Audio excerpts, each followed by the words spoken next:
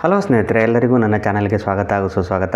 ನಿಮ್ಮ ಗಿರೀಶ್ ಇವತ್ತು ಪ್ರಿಯಾಂಕ್ ಖರ್ಗೆ ಅವರು ಮತ್ತೆ RSS ವಿರುದ್ಧ ಹಾಯ್ದಿದ್ದ ವಿಷಯವನ್ನು ಸ್ವಲ್ಪ ನಿಮ್ಮ ಮುಂದೆಗೆ ಹಂಚಿಕೊಳ್ಳಿಕ್ಕೆ ಬಂದಿದ್ದೀನಿ ಸ್ನೇಹಿತರೆ. ನಮ್ಮ ಖಾಯಂ ವೀಕ್ಷಕರಿಗೆ ಧನ್ಯವಾದಗಳನ್ನು ತಿಳಿಸುತ್ತಾ, ವಂದನೆಗಳನ್ನು ಹೇಳುತ್ತಾ, ಚಾನಲ್ಗೆ ಹೊಸಬರಾಗಿ ಯಾರು ನೋಡ್ತಾ ಇದ್ದಾರೆ ಅವರಿಗೆ ದಯವಿಟ್ಟು ಸಬ್ಸ್ಕ್ರೈಬ್ ಮಾಡಿಕೊಳ್ಳಿ, ನೋಟಿಫಿಕೇಷನ್ಗಳನ್ನು ಪಡೀಲಿಕ್ಕೆ ಬೆಲ್ ಐಕನ್ನ ಪ್ರೆಸ್ ಮಾಡ್ಕೊಳ್ಳಿ ಅಂತ ಕೇಳ್ಕೋದೆ ವಿಡಿಯೋನ ಮುಂದುವರಿಸ್ತೀನಿ.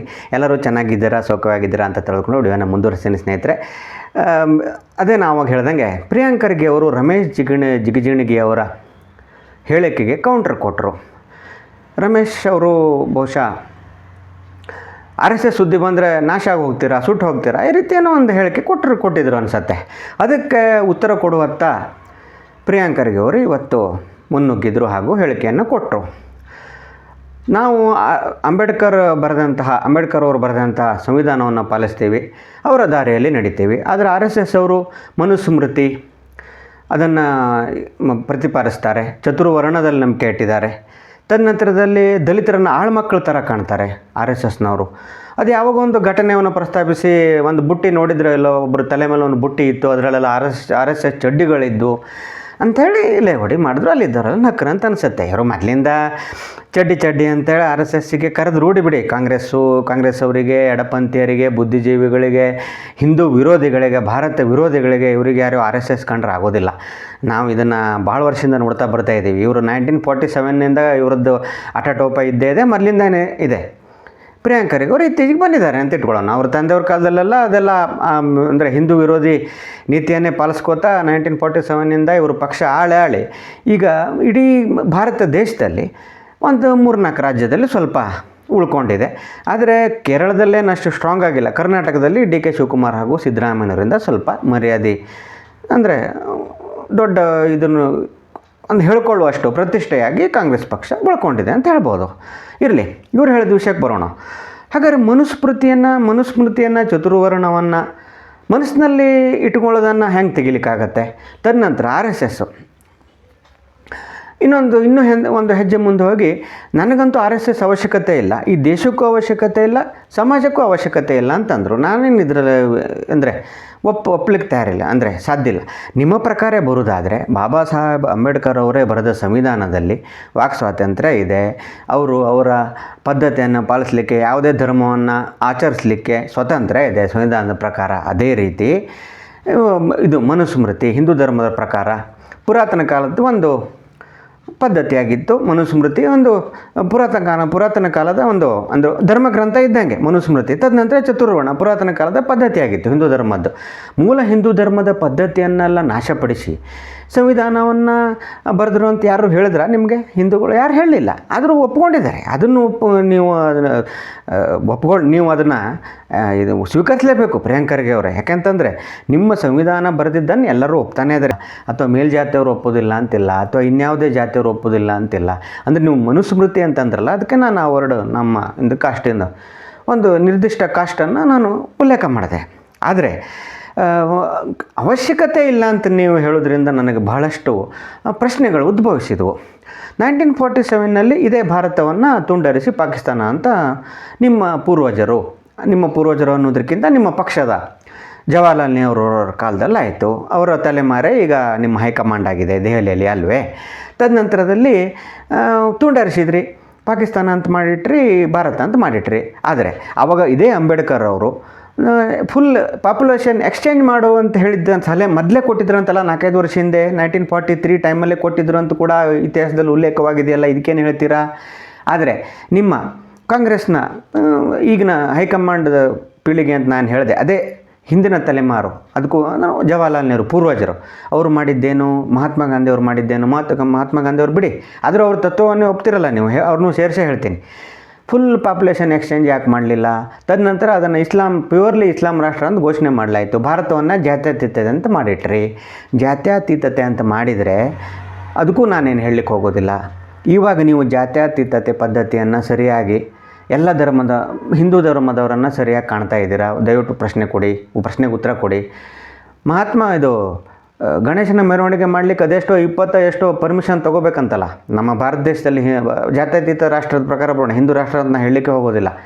ಎಲ್ಲ ಹಿಂದೂಗಳಿಗಷ್ಟೇ ಕಟ್ಟುಪಾಡುಗಳು. ಸಿದ್ದರಾಮಯ್ಯನವರ ಸರ್ಕಾರದಲ್ಲಿ ಹಿಂದೂಗಳಿಗಷ್ಟೇ ಕಟ್ಟುಪಾಡು. ತದನಂತರ ಈ ಟಿಪ್ಪು ಜಯಂತಿ ಆಚರಣೆ ಮಾಡುವಾಗ ಆವಾಗೆಲ್ಲಿ ಅದು ಎಷ್ಟೋ ಪುರಾತನ ಕಾಲದಿಂದ ನಮ್ಮ ಗಣೇಶನ ಮೆರವಣಿಗೆ ಮತ್ತು ಗಣೇಶನ ಪ್ರತಿಷ್ಠಾಪಿಸುವ ಪದ್ಧತಿ ಇದೆ. ಬ್ರಿಟಿಷರ ಕಾಲದಲ್ಲೇ ಸಹಿತ ಅದಕ್ಕೆ ಪರವಾನಗಿ ಪತ್ರ ಕೇಳ್ತಿರ್ಲಿಲ್ಲವಂತೆ. ನೀವು ಕೇಳ್ತಾ ಇದ್ರಲ್ಲ, ಅದಕ್ಕೇನಂತೀರಿ? ಅಂದರೆ ಟಿಪ್ಪು ಜಯಂತಿನ ಒಂದು ಕಡೆ ನಿಮ್ಮ ಸಿದ್ದರಾಮಯ್ಯನವ್ರು ಆಚರಿಸುವಾಗ ಆವಾಗೂ ಪರವಾನಗಿ ಪತ್ರ ಅವರು ತಗೋಬೇಕಾಗಿತ್ತಾ ಟಿಪ್ಪು ಜಯಂತಿ ಆಚರಣೆ ಮಾಡೋರು? ಆ್ಯಕ್ಚುಲಿ ಇಸ್ಲಾಂನಲ್ಲಿ ಆ ರೀತಿ ಜಯಂತಿ ಆಚರಣೆ ಮಾಡುವಂತಹ ಪದ್ಧತಿನೇ ಇಲ್ಲವಂತೆ. ನಿಮ್ಮ ಸಿದ್ದರಾಮಯ್ಯನವ್ರು ಬಂದಮೇಲೆ ಎಲ್ಲ ಇದನ್ನು ತಂದರು.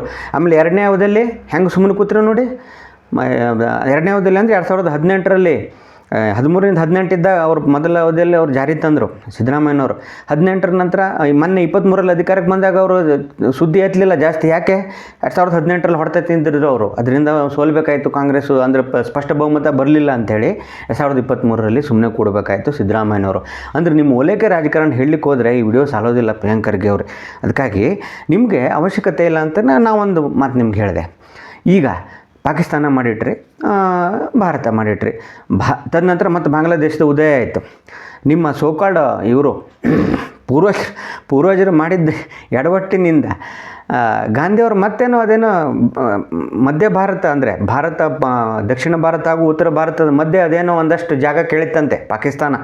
ಅದನ್ನು ಕೊಡಲಿಕ್ಕೆ ಹೊರಟಿದ್ರು ಅಂಥೇಳಿ ತದನಂತರ ಅವ್ರ ಕಾಲ ಆಯಿತು ಅಂತ ನಾವು ಬಹಳ ಕಡೆ ಓದಿದ್ವಿ.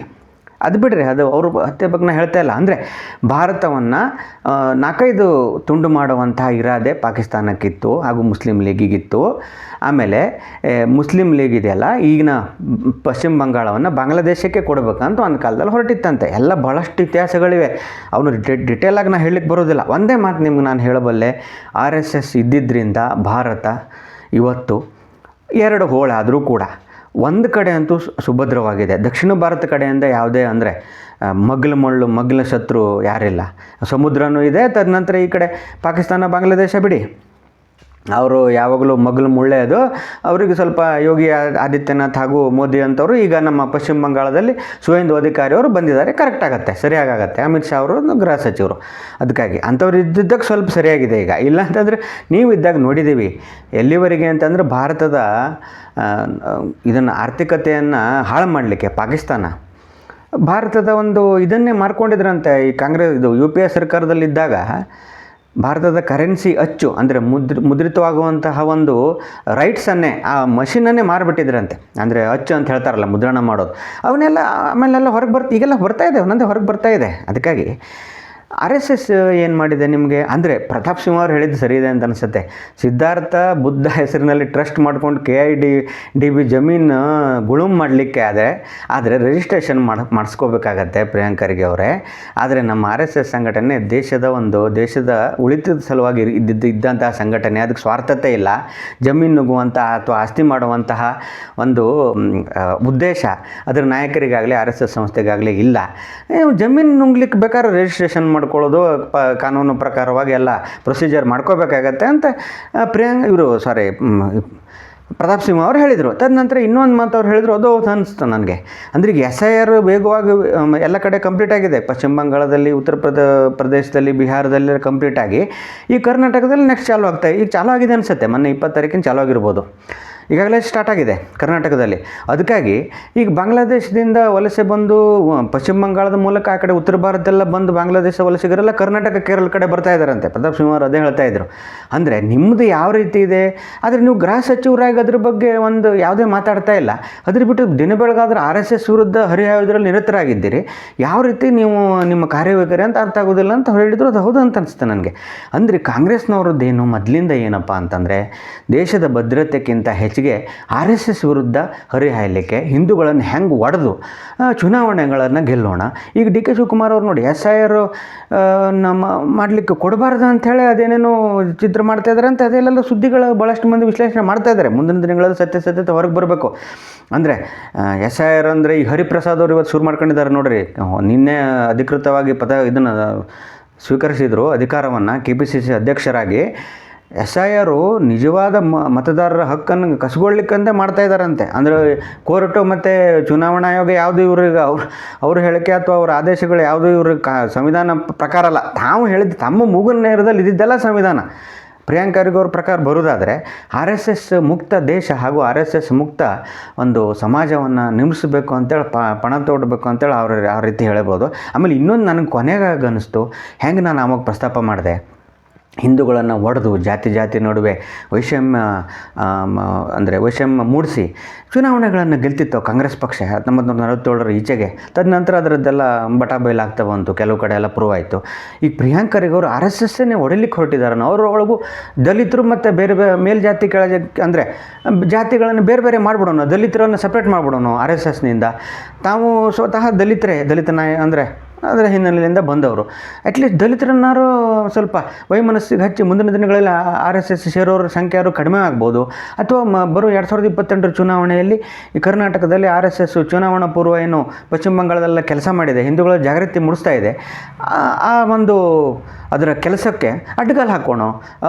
ಆರ್ ಎಸ್ ಎಸ್ ಸಂಘದ ಅಥವಾ ಅವರ ವರ್ಕರ್ಸ್ ಮನಸ್ಥೈರ್ಯವನ್ನು ಕುಗ್ಗಿಸ್ಬಿಡೋಣ.